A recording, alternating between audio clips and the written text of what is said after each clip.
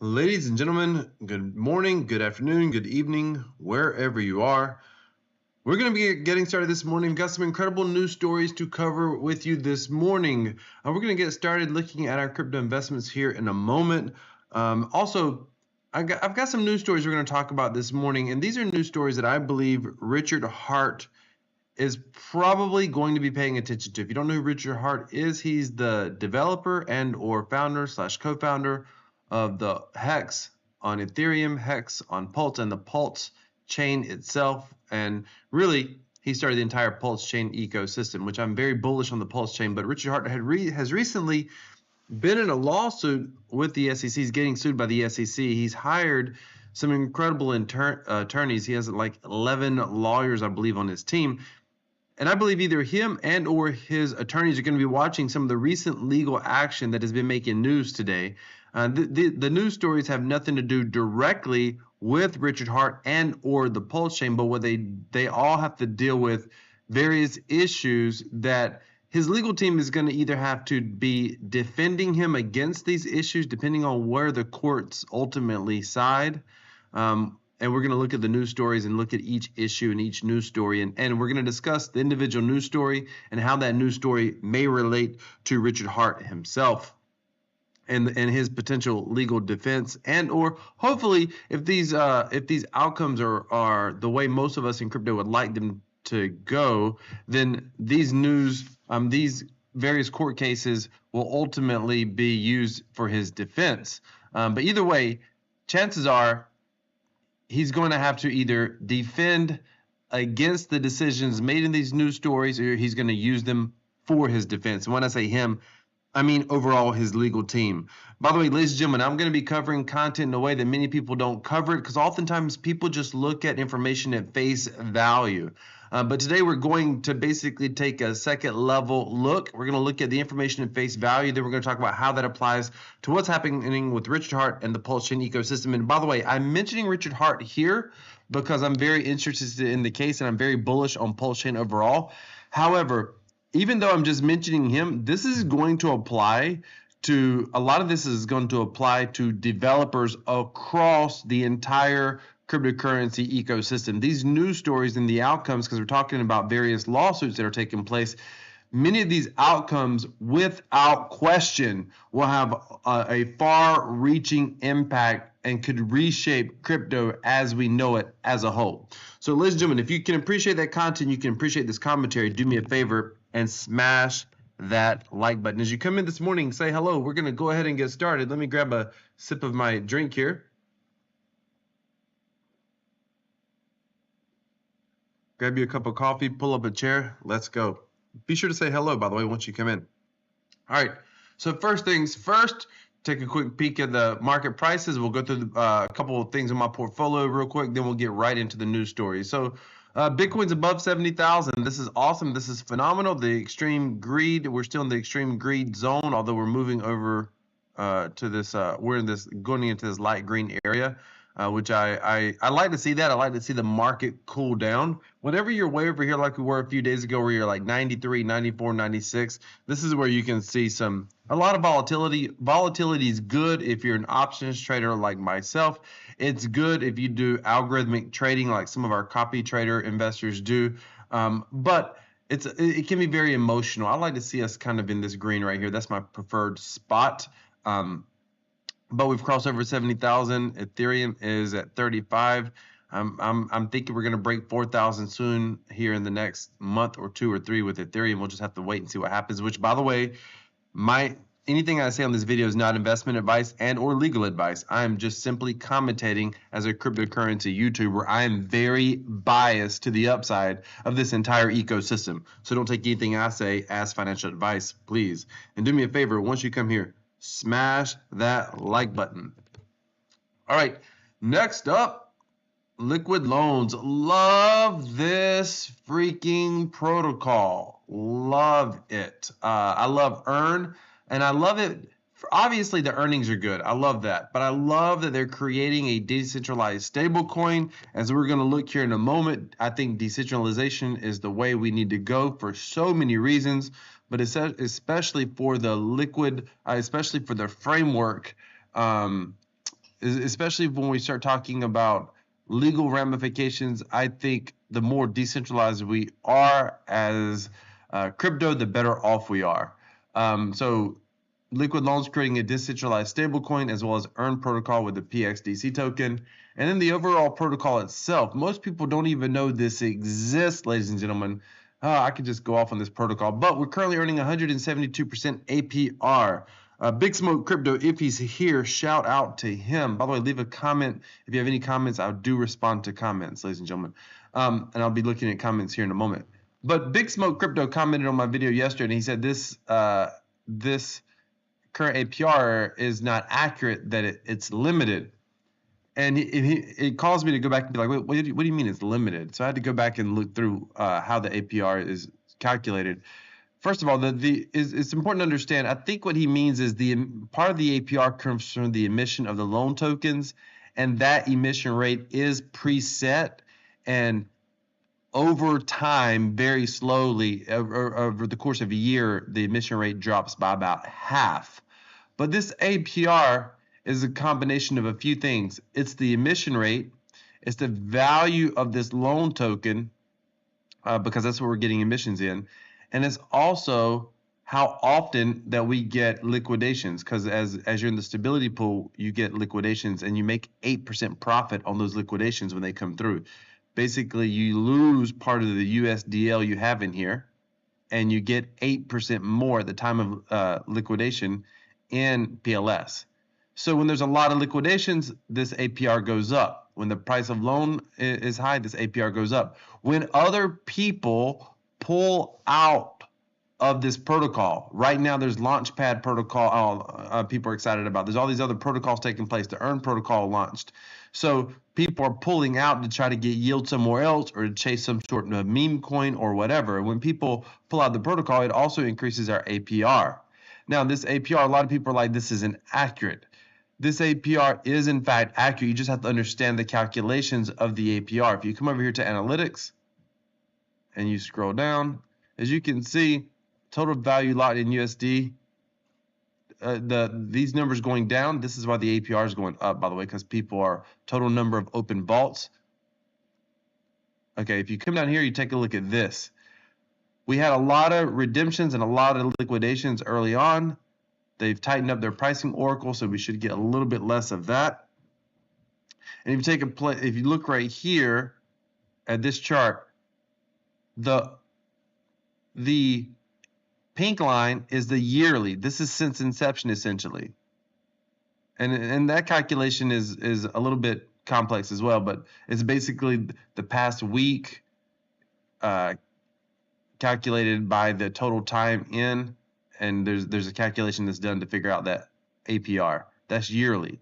Now, if you take a look at the pink line, when people are like, or I'm sorry, the orange line, when people are like, oh, let me see if I can zoom in on this. When people are like, oh, I didn't make that much. It says it's 165, but I'm only making like 100%, 173, but I'm only making 100%. That's because it varies. It can vary based on liquidations. It can vary based on price of the loan token. It can vary based on how many people are in the stability pool. But then you can see at times it can go quite high as well. So the pink line is just the average over time. But I'm very excited with it. It's doing really well. We're earning a stable coin yield, and it's pretty insane to think about. So I freaking love this protocol.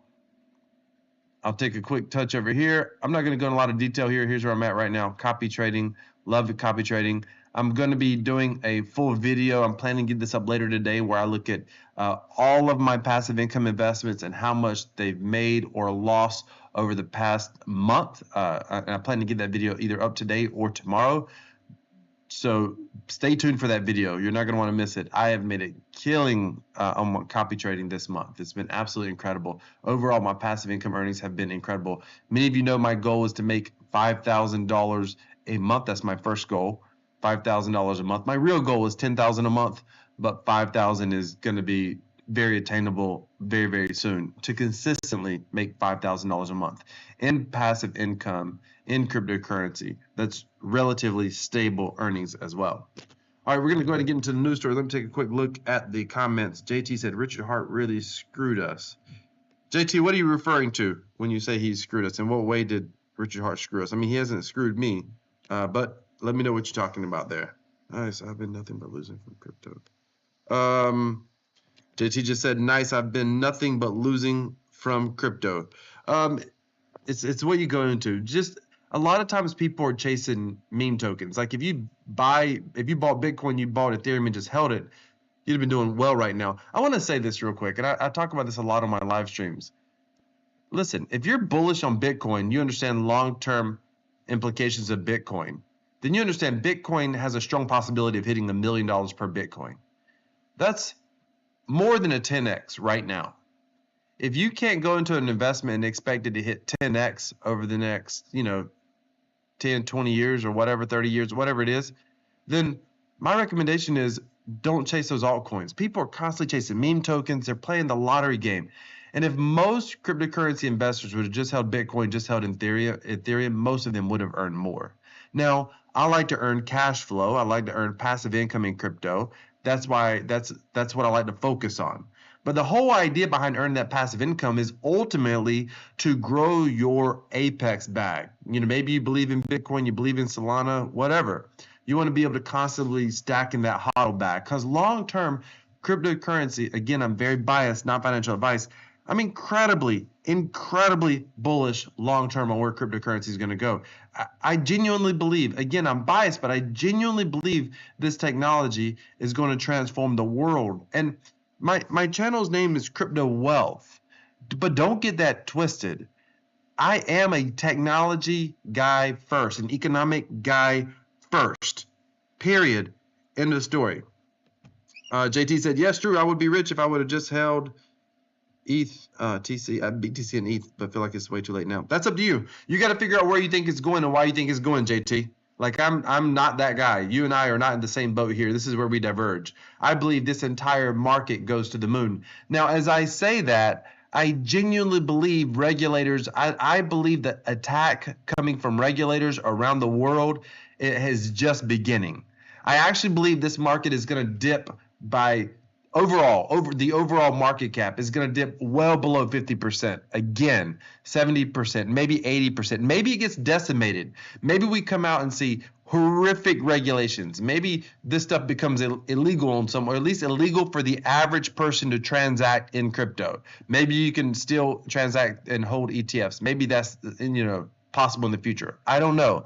But what I'm telling you is I believe that we could see significant downturns in the market. But long term, because I understand the technology, and at the end of the day, individuals want to have an independent right to control their own financial assets. Crypto allows that above all else. Long term, I am bullish no matter what the government does. No matter what the government does. That's just me personally. If you agree with me, do me a favor and smash that freaking like button. All right, let's get into these news stories. This is what I believe Richard Hart is going to be paying attention to by far. This is important.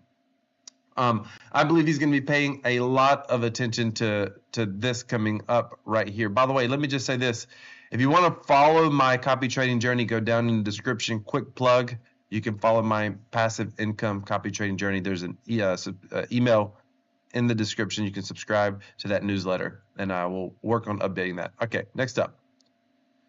Here we go. First news stories. Bitwise CIO Matt Hogan says inflows into spot Bitcoin ETF will continue for years. Here's why.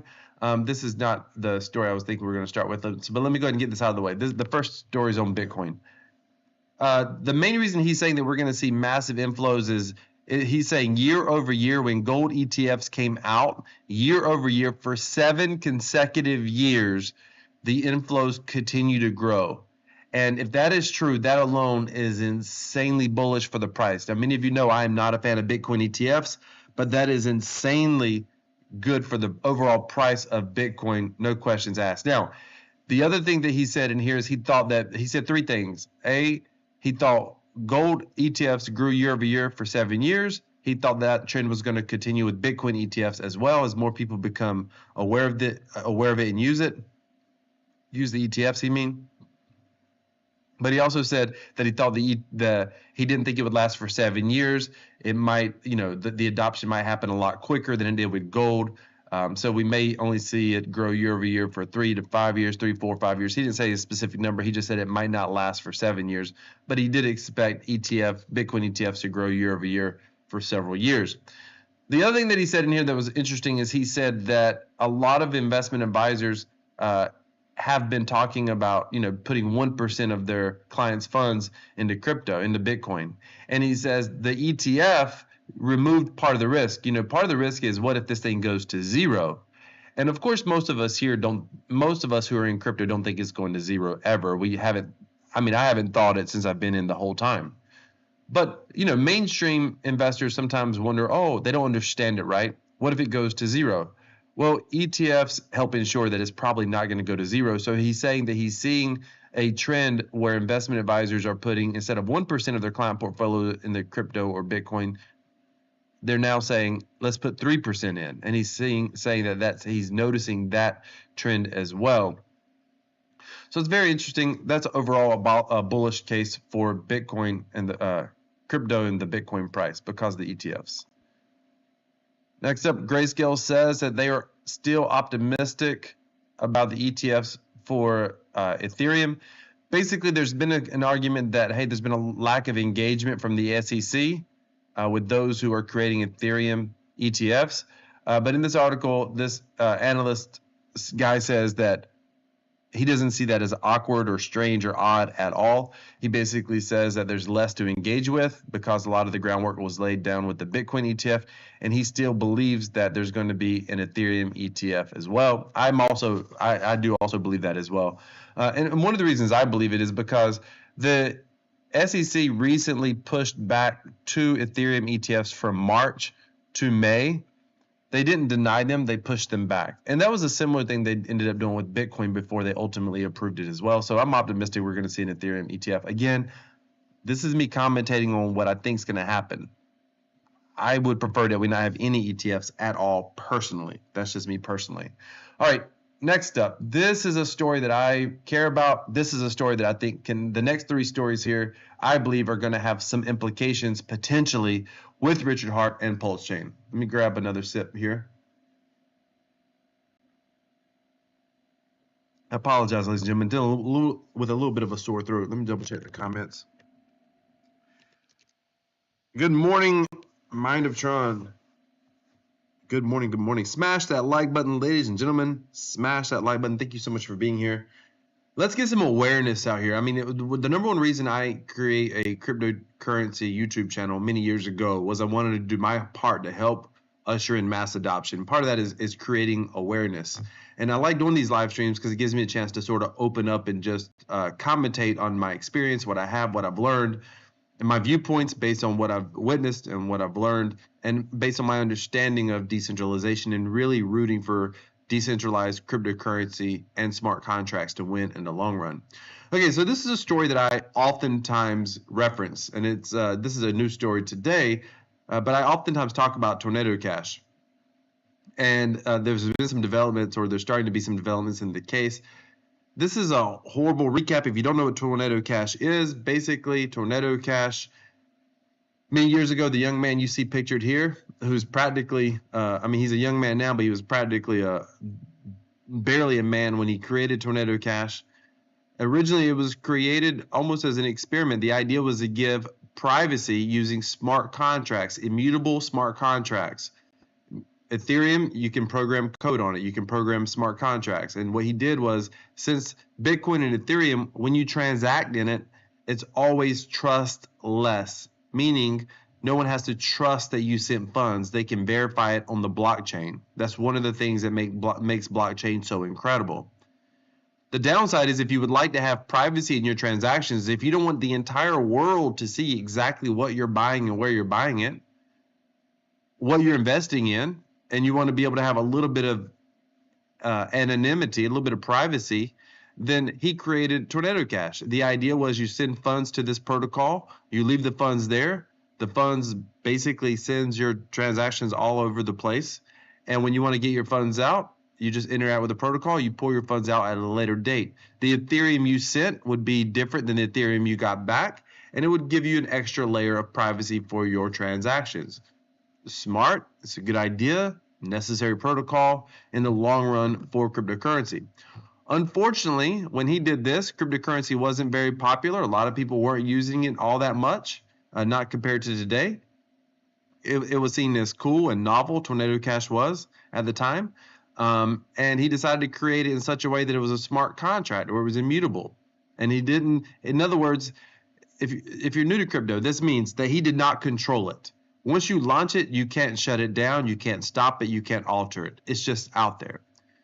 Several years later, the government in the Netherlands come back and basically said, oh, that's probably getting used that's getting used for money laundering by criminals. And you, sir, created it. Therefore, you, sir, are at fault.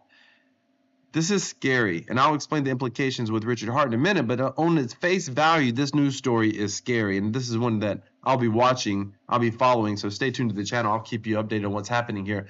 But just a quick recap, the dev who got indicted in a Dutch court said that he couldn't control who used the crypto mixer. Obviously, he couldn't control that.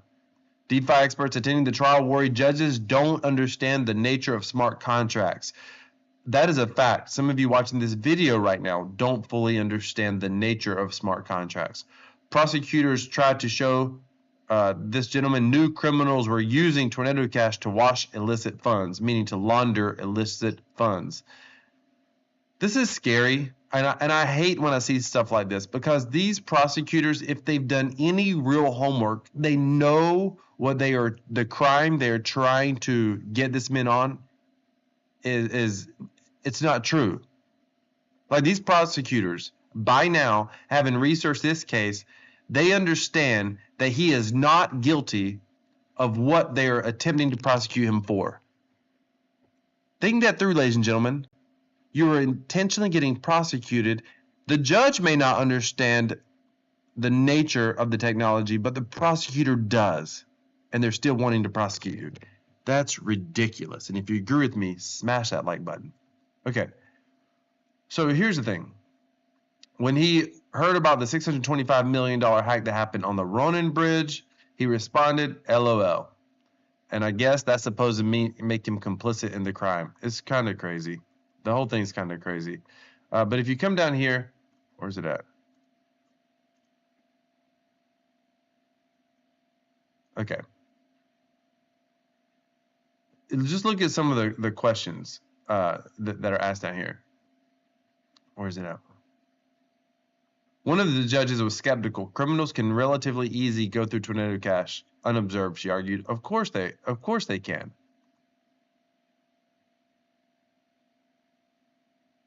I'm trying to find the quote I saw in here.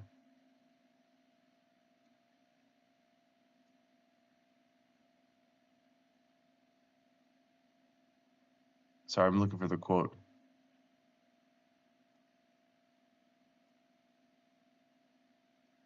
Here's the deal. They're also trying to make it, and it's interesting. They're trying to make it, basically, they're trying to say that he was in charge of the protocol because he owned 30% of the tokens. But there wasn't so much he could even, or he owned part of 30%. But even if that's be the case, first of all, the native token, they airdropped that native token like a year and a half before. I mean, the protocol had been functioning for a long time. There's only so much they could do as a quote unquote governing body with that native token. They couldn't stop or change the fundamental protocol itself. And then the judge, just because he used his tokens to buy a Porsche, they want to know if he benefited from the airdrop. It's ridiculous. He responded, it's not a criminal source of income. There was a...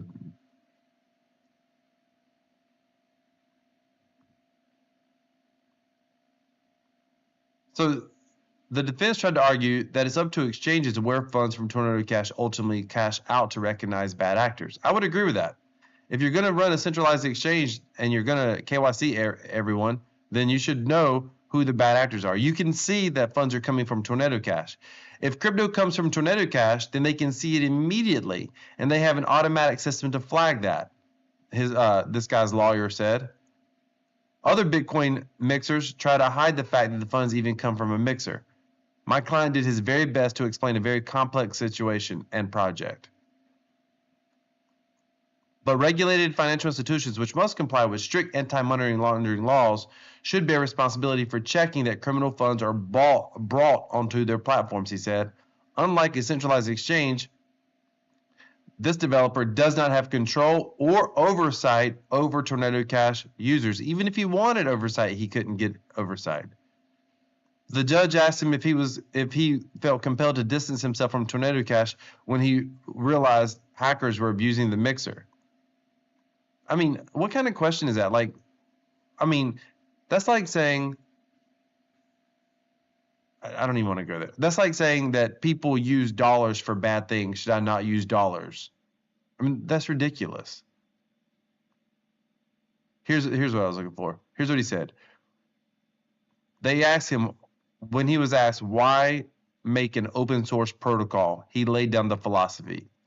We have to have a way to share ideas with the implementation. This is why smart contracts are open.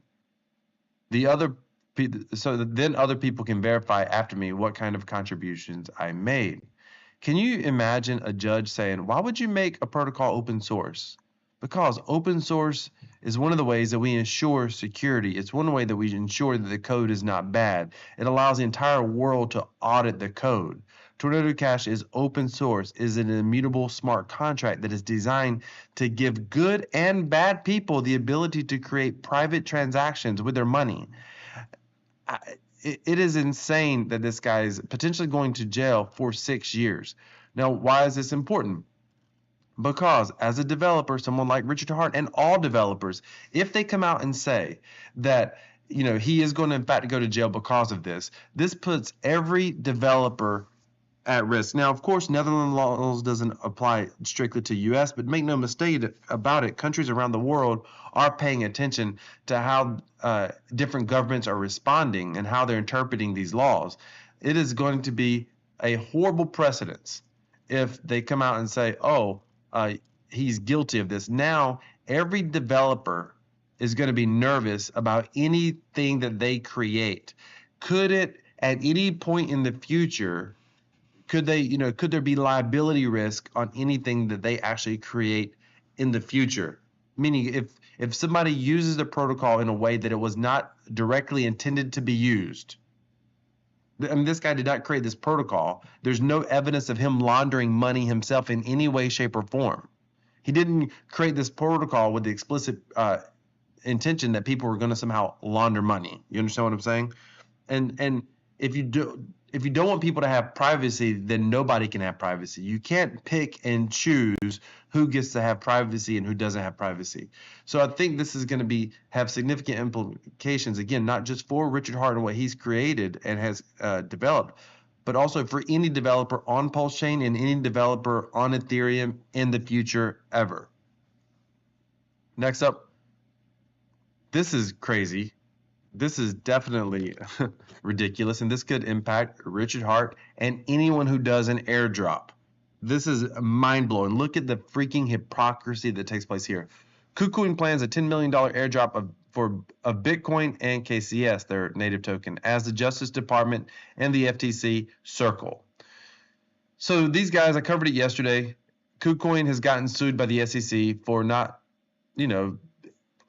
for basically operating without a money lending license, without requiring U.S. customers to do KYC, AML, all this craziness. So basically, they're coming out saying, hey, I'd like to express my gratitude to all KuCoin users for your support, trusting, and companionship during the past few days. And essentially, they're going to do an airdrop of up to totaling $10 million worth of their token and Bitcoin. Think it's pretty interesting. Think it's pretty ballsy, and I think that's good for them. I like it. Now, here's what's interesting. This is the quote we want to look at right here. Airdrops come with risk, not the least of which is a possibility of regulatory action, the SEC wrote in its document.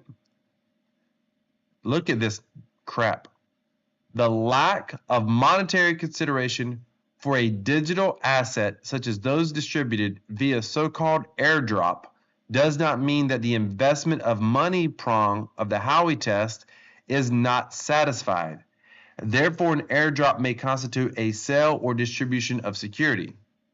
So let's just recap what the Howey test is. The Howey test is currently, at this moment, what is supposed to determine whether something is a security or not. The Howey test, so if something fails the Howey test, then it can be considered a security if it meets all 4 prongs of the Howey test. All 4 prongs. There has to be an investment of money with the expectation of profits into a common enterprise and based on the efforts of others.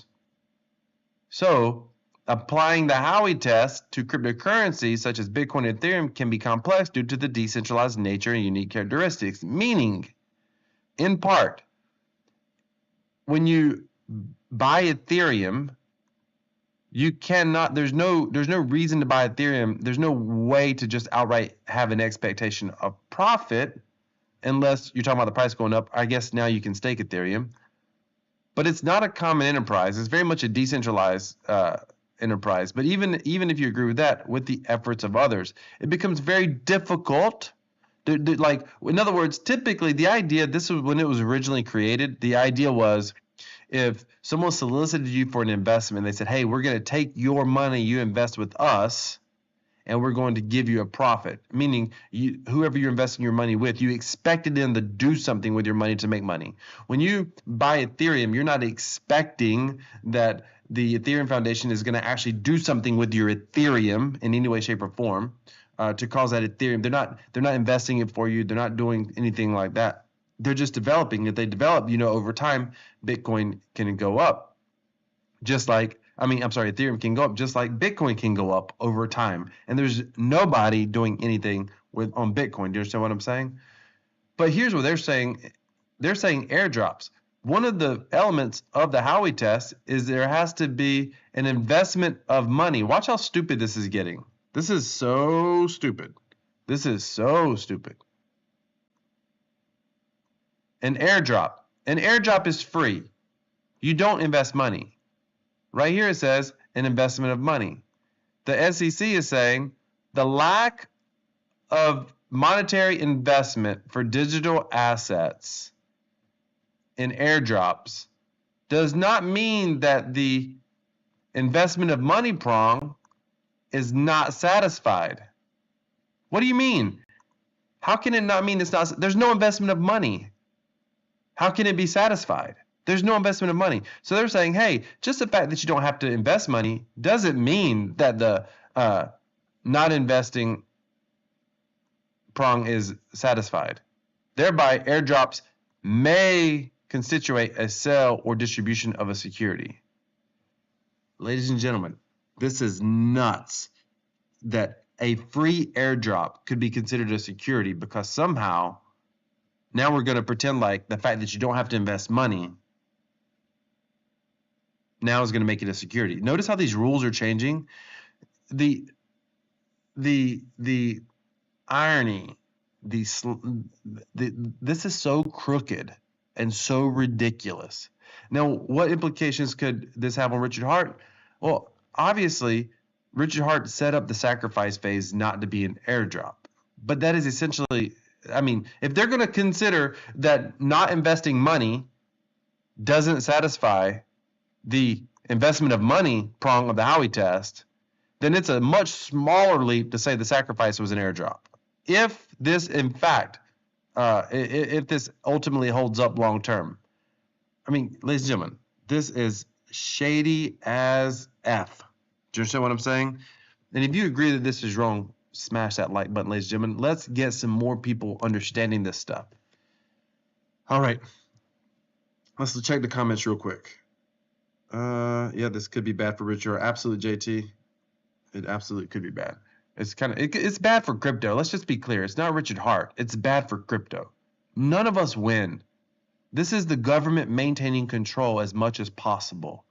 This is the government picking winners and losers in our investments. Who can get access to it? Who cannot get access to it? That's not good for any of us, ladies and gentlemen. All right, next up, this is a story about Coinbase and the Coinbase wallet. This is really good, but it's good and bad. Overall, it's good. So the SEC in their lawsuit right now, Coinbase basically asked for this whole thing to be dismissed, this whole lawsuit to get dismissed. The judges determined that Coinbase's self-custody crypto wallet doesn't make it a broker, which lawyers say is a significant setback for the SEC. Now, this was partially a win, and part of it was not a win. Crypto lawyers are hailing a recent decision by the United States judge to dismiss allegations against Coinbase wallet as a win for self-custody wallets and decentralized finance. That part is true. However, there was more to this decision. But I want to say this real quick, because I don't think people understand. Like a lot of people in crypto a few years ago, there's just certain things they did not think the government could do or would do. Like, for example, nobody thought that someone could, that Tornado Cash the actual code itself could be considered a special designated national that makes it illegal for U.S. citizens to interact with it. Nobody would have thought a piece of code, could be a special designated national.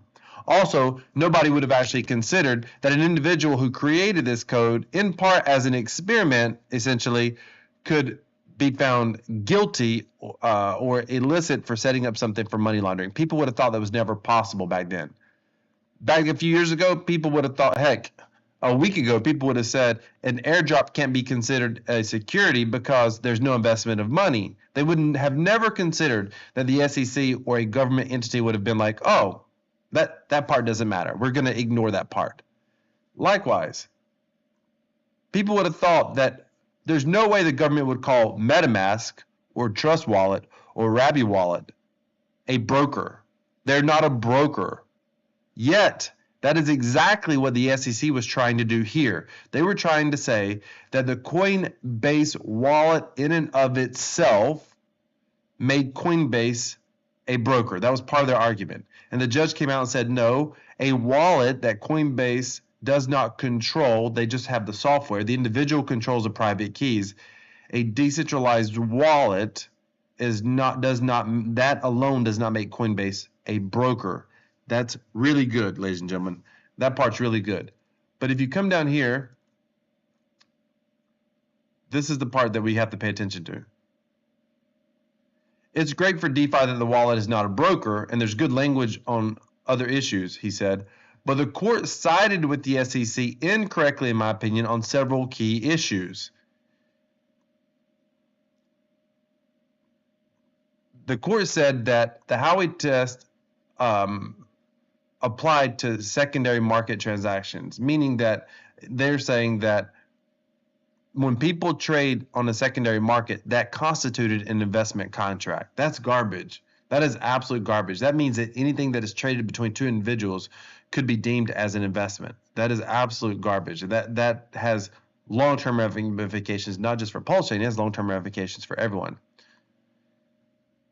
He claimed the court also adopted the SEC's theory that a token project using sell profits to reinvest into its ecosystem is a common enterprise where buyers would reasonably expect profits, making it a security. He went on to say this is a disappointing outcome, but it's only the beginning, not the end. Yes, I agree with that. We'll have to see where this goes. Ladies and gentlemen, did you just see that? Right now, one of the things that annoys me a little bit about the Pulse community is they're all waiting for Richard Heart to do something. They're all waiting for a centralized entity to do something. What I've highlighted here is what all of them want. They all want Richard Heart to use sacrifice funds to prop up the Pulse chain. The problem with that, from the very beginning I understood this. The problem from that, you're creating, first of all, the expectation of others. That's number one, the problem. Number two, they're making it basically a common enterprise. So when you buy into this isn't just Pulse Chain, but this is definitely going to be something his lawyers are going to be paying attention to, Richard Hart's lawyers. But if you invest into a crypto, how many times have you been in Telegram and people are like, what are the devs going to do about the price? Why isn't the price going up? We're losing money. Ladies and gentlemen, you are begging those devs to break the law and to create a security. That's what you're doing. You invest in a project. If it goes up, great. If it goes down, then if you don't want to stay in it, sell or buy more. It's up to you. But The SEC is saying that if let's hope this doesn't go through, but essentially, if a company or project makes money on the sale of a token and then they invest that money in any way for the benefit of the ecosystem, that makes it a common enterprise where buyers would reasonably expect to make a profit. That makes it a security. Ladies and gentlemen, you need to understand, investing in the securities like this becomes a problem because in the US, they can easily take this away from average investors and basically make it only available to accredited investors, wealthy investors. You do not want this to happen. I don't want this to happen. I promise you, there's not any team out there that wants this to happen in crypto. Let's see. JT says, oh, that's the only way the Pulse Chain coins go up. That's not true. That's absolutely not true. Plus, he has already done it. It's just a couple of weeks ago and was the last time. Yeah, well, we assume he's done it. There's a reason he's never taken ownership of those wallets, JT. Obviously, there's a reason for that. But yeah, and I actually think the Godwell, the main Godwell address, I actually believe is not Richard Hart's. Now, there's other wallets I think that could be his, but I don't think that main wallet, that Godwell wallet that people always reference is his. However, with that being said, it may be someone who knows him because, I mean, it was definitely an early investor and it's definitely someone who came in strong. So it's hard to say for sure, for certain, but it's just my guess. Now, JT says the only way for Pulse Chain to go up is essentially if coins to go up is if Richard Hart goes into it. No, that's not true. It's through like everything else. It's the same way Bitcoin goes up, the same way Ethereum goes up. It's through continued development and attracting new people into the Pulse Chain ecosystem. If there's one problem that the Pulse Chain ecosystem has, is that some of the community is so passionate they almost repel people from wanting to get in. So some of the community drinks so much of the Kool-Aid that it's almost repulsive to outside investors who don't understand the philosophies, who weren't here from the beginning, to really adopt it. Some of them just turn people off. But I'm hoping projects like Liquid Loans, I mean, we need decentralized stablecoins. I hope projects like that help to attract other people. We'll have to wait and see. Mind of Tron said, I don't need RH for my coins to go up. Yeah, I agree with that. If I thought I needed RH Mind of Tron, I would not be here. I freaking promise you. If I thought that was necessary, I would not be here. It's also why people are all bullish on the INC token, the INC token. Something may happen with that, but it's almost like people are expecting something to happen with it. I personally, I personally am not investing in it at this moment because I think it's just speculating that Richard Hart or some other developer could do something. So you're almost expecting someone else to do something to make, I don't like that idea. I'm almost expecting someone else to do something that's going to make my token go up outside of a overall adoption for the project. I mean, I'm bullish on Pulse for sure. Mind of Tron said altcoin daily has Pulse in 1000x. I think people, even some people in the Pulse ecosystem have no idea what's possible with Pulse and Pulse Chain. Like the potential there is insane. There's no guarantee, obviously, because we've got to see further adoption. But the potential there is very, very good. In fact, there's another project I'm going to show you in a moment that I think has insane potential. It just happens to get covered in a news story over here. So, all right, that's the Howey test, Coinbase. This is a good move on Coinbase's part. Ladies and gentlemen, many of you know I don't use Coinbase. I've not liked Coinbase for a long time, ever since they tried to sell their customer database to the IRS. I have not been a fan of them since then. That was several years ago. However, I love this right here. Coinbase to move customer and corporate USDC balances to Base. So Base, I'm not in Base right now. I'm not using Base primarily because I haven't made time to get there, but also it's a centralized blockchain. I don't love that at all. They have, right now, Coinbase has total control over the Base chain. It's essentially a private blockchain. I don't like private blockchains like that so much. However, Coinbase can make Base fully decentralized, and they have signaled that they plan to. I think this is a good move for them. The more the government comes after Coinbase, the more I think Coinbase is going to try to focus on becoming more decentralized. So I think this is a good move for them. Essentially what this means, if you don't understand them moving their balances to the Base to the base chain. Right now, they essentially hold customer balances inside of a wallet. And when they're inside of that wallet, now what they're going to, a multi-sig wallet, now what they're saying is we're going to put them on chain.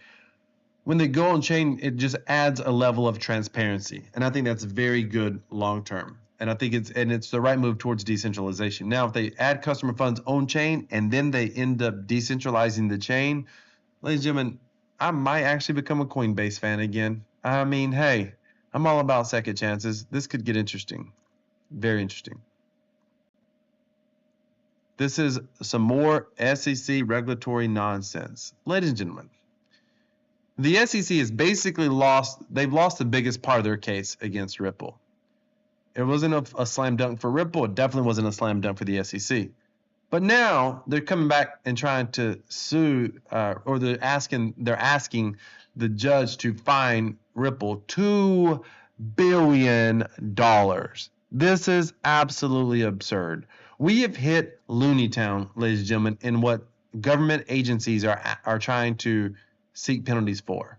I mean, absolute Looney Town. It's crazy. So $2 billion. I mean, Donald Trump only got sued for what, 400 million or something crazy like that. $2 billion. Are you kidding me? They come down here. This is their. I think this is what their lawyer said here. Rather than faithfully apply the law, the SEC remains bent on wanting to punish and intimidate Ripple and the industry at large. We trust the court will approach the remedy phase fairly. This is so unfortunate. The SEC is supposed to protect individual investors. And all we're seeing is corruption inside the SEC that is pushing a narrative to back the wealthy political class that is connected to mainstream traditional finance. And the SEC has been weaponized against the individual crypto investor. And they're doing everything they can to make it difficult for you and I to have control of our finances. Absolute garbage. Online Work 123 said, maybe government no happy. Maybe the government is not happy. Base is decentralized. Well, it's not decentralized yet. It's not decentralized yet. Let's be clear. UK regulators to release guidance for finfluencers like financial influencers, YouTubers, TikTokers, Instagram, and memes promoting financial products. So, I always find this interesting. I got a little bit of a bone to pick. Let's be clear. I am a cryptocurrency influencer, therefore I am biased. But I've always believed in the individual responsibility. The individual taking responsibility, having responsibility. This is interesting, and I'm going to watch it. On the surface, it's not all bad. The SEC has set out how adverts across social media channels must be fair, clear, and not misleading. I mean, that's good. That's very good. Meaning they must have balance and carry the right risk warnings so people can make well-informed financial decisions. Social media has become a central part of firms' marketing strategies. Okay, two things.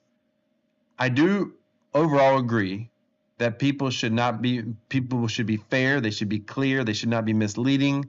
They should, explain when something carries risk. However, if I tell you to invest in ABC token, it is not my responsibility to evaluate your risk level, to evaluate whether the token is risky or not, to evaluate whether the good token is good or bad. I don't know.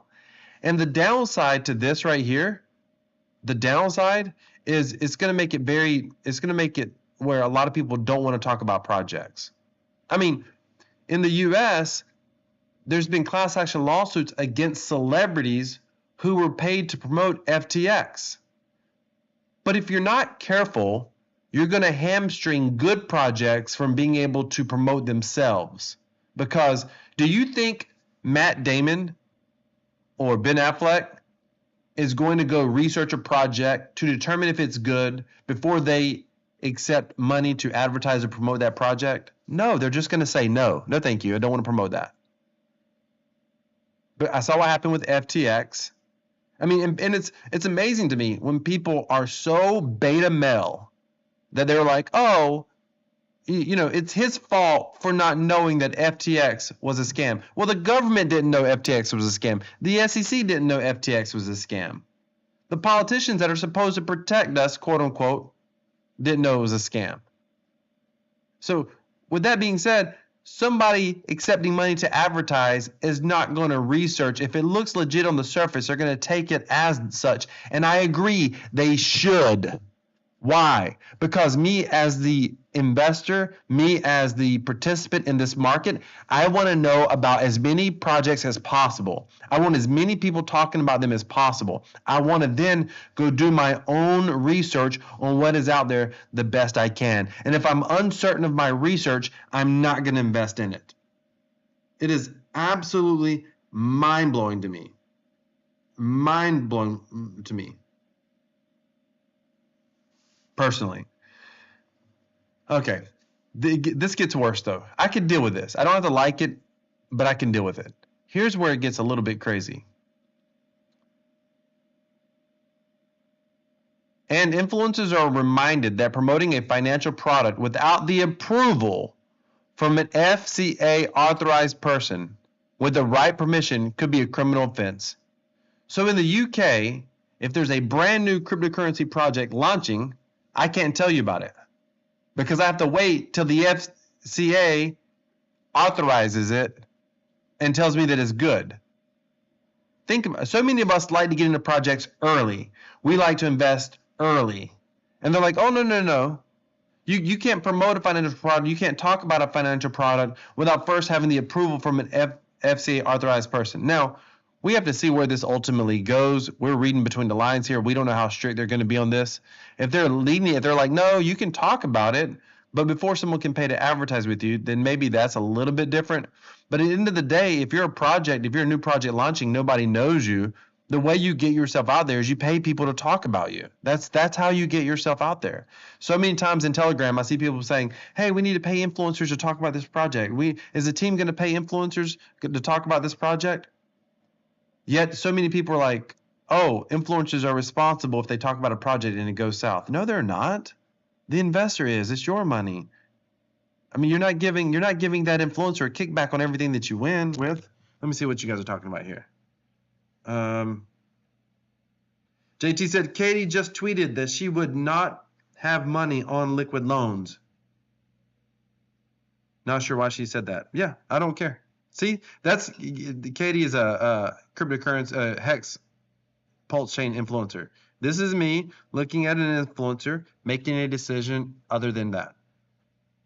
She said it. Maybe I'll look at why she said it. Maybe I'll agree with her. Maybe I won't. Currently, at this moment, I don't agree with her. I can make a different decision. JT said that's actually a pretty good one. Influencers get many people wrecked because they pay to promote pump and dump. I just made the case on that. By that logic, JT, nobody's going to talk about projects. That's the problem. I mean, there's nothing that stops anybody from pumping and dumping. There's nothing in the world that stops me as an influencer from putting in $10,000, $50,000 into a project that with a low market cap, start talking about it, everybody get in, and then I sell. What constitutes a pump and dump? I can't ever sell. I can't ever take profits. That's the challenge with that logic. It's good on its surface. We want people to be protected. We don't want people to do bad things. But at the end of the day, we have to be responsible. And listen, if I go into a project, I look at the market cap of the project. I look at how much I'm going to move it if I buy, how much I'm going to move it if I sell. That's part of what we have to learn to do in crypto. We're responsible for what we do. I've already made the case. I think it's so freaking beta male. I think you're a weak human if you want other people to be responsible for your financial decisions. And I pray that you unsubscribe from my channel if your character is that weak. I want you to be better. Period. End of story. I want you to be better. I want us to be better. Ultimately, we're responsible for our financial future. Next up, let's go. This project could potentially blow up long term. Not financial advice. I don't even own this project, but this is one that I pay attention to. Near is interesting. Near basically is going multi-chain. This is going to be fascinating. This is going to have an impact, I believe, potentially in the crypto space because we need this. Basically, what this news story is talking about is Near's found a way where you can, using their multi-chain gas relayer, that you're essentially able to interact with projects with different tokens without having to bridge assets. That's what's cool about it. That's freaking amazing. You don't have to bridge assets. So this eliminates bridge risk. Bridge risk is one of the most common risks in DeFi. That's why I use ChangeNow.network or ChangeNow.io. It's why I use ChangeNow, because I don't have to worry about bridge risk. Even if I pay a little bit more fees, I don't have to worry as much about bridge risk. I put it that way. So I like that. Multi-chain transactions. We've needed this in crypto for a long time, or essentially atomic swaps, or getting close to atomic swaps. Atomic swaps is where I can swap Bitcoin for Ethereum without needing any middleman at all. I don't need to use ChangeNow, don't need to use a broker. I can go from one chain to the next. Now, my understanding here, they're not necessarily talking about fully going from one chain to the next. That's not what I'm understanding. What I'm understanding is the ability to interact with dApps with cross-chain assets. So that may be a little bit different. One small step forward, one giant step for chain abstraction, meaning not having to stay on chain. Chain signatures secured by Eigenlayer and Near stakers enable transactions on any blockchain from your Near account. So the ability that you can use multiple blockchains using Near is going to be fascinating. Don't ask me to explain how the technology works, because that technology is going to be interesting. But and what's fascinating is that the price actually went down shortly after. Where was it at? Somewhere around here. The price actually went down. Look at this quote, by the way, from the Near Foundation. Decentralized finance on non-smart contract chains like Bitcoin is now possible for the first time on many networks, including Bitcoin. Developers can easily build DeFi products that utilize assets from other chains without bridging these assets. So, by the way, a lot of us spend time showing people how to get on Pulse Chain, how to get off of Pulse Chain, how to go into Binance Smart Chain, how to go off of Binance Smart Chain. I mean, I've done tutorials on it. Lots of people have done tutorials. This eventually possibly could make it. Now, this is just in testnet. It's not launched yet on mainnet, but this could be very, very good. Very, very good. But again, I just want to go back to this news story here, because JT mentioned that it was good because people get wrecked, and I agree. I do agree with that fundamentally. But this news story right here, where was it at? This, all of a sudden, I'm not supposed to talk about Near if we're not careful. If we take this to the nth degree, I can't talk about Near if I'm in the UK, because it hasn't been approved yet. So therefore, I'm legally liable, even though I told you I'm not invested in it. I'm legally liable potentially if you invest in Near, because it sounds cool. And JT said, wow, I wish I would have loaded up on Near. If he would decide to go load up on it, and we're in the UK under this law here, I could potentially carry liability, which would cause me not to want to talk about it at all. I won't even talk about it. People wouldn't even know it existed. Ladies and gentlemen, we have to be very careful when we ask regulators to regulate, because once they overregulate, they very rarely walk back those regulations. So we just have to be careful. All right, this is a good little news story. Vitalik Buterin is cooking up a new way to decentralize Ethereum. He's basically saying here that if you are running a lot of like validator nodes and you have an error on your nodes, then it's going to affect all of your nodes, and therefore you should be penalized proportionally for the number of nodes that you have errors on. The idea here is that typically when people own a lot of nodes, they're running the same technology. JT says true, but hopefully Near would be approved to talk about. Yes, but JT, regulators take forever to move. It takes forever. It's taking them months and months and months to say that Bitcoin can be an ETF. It's actually taking them years to say that Bitcoin can be an ETF. So they're never going to do it fast enough. That's the challenge. And we're going to be missing out on early gains. But you know who's going to get in? The accredited investors, the investment banks are going to get in. The venture capital firms are going to get in. But the average guys like you and I, or gals like you and I, are going to get screwed, and we can't get in early. Of course, when you get in early, there's always risk. That is 100% true. But that's also where you make the biggest gains, getting in early. Listen, there's a cryptocurrency project. Me and a buddy of mine, we got into the project 30 minutes apart.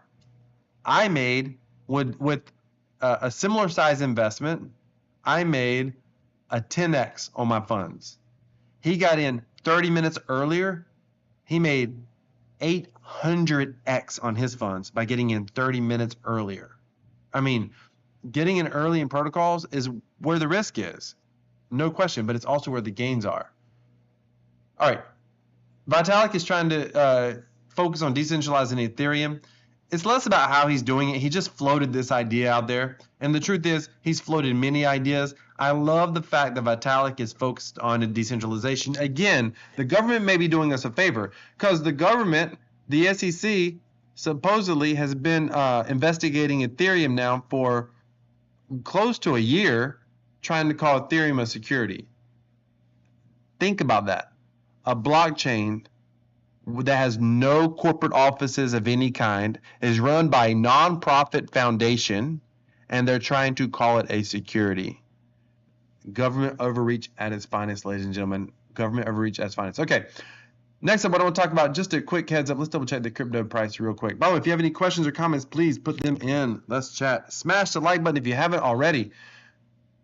Couple things, couple reminders looking at the price. Uh-oh, we're approaching 71. Let's go, let's go, let's get there. Let's get there. Hey, put in the comments, what is your Bitcoin price target? I want to know. Where do you see Bitcoin going by the end of March? Do you think we'll break 75? Do you think we'll break 80? Let me know in the comments. But a couple things. I'm going to be later today, I'm going to be putting out a video that's talking about my overall portfolio and the gains that I've made. Typically, I do this just for the subscribers of my copy trading, but I'm going to do the whole portfolio for everyone on the channel. It'll be later today or tomorrow, so be looking out for that video. You see exactly how much I've earned. I'll tell you, it's been quite a bit. It's done well. Also, if you want to follow my copy trading journey, then go down in the description, subscribe down there. I've done really, really well copy trading. Heck, I just did a withdrawal last week, and I've made 360, 70, what was that? 420 just in about a week copy trading. But if you want to follow my full journey, go down and subscribe below. All right, let's go. JT said, I wish I loaded up on Near. Yep, me too, of course. Always after the fact, right? Always after the fact. Ladies and gentlemen, it's been a privilege to be here. Thank you so much. Decentralization equals freedom. This is Crypto Wealth. I'm out.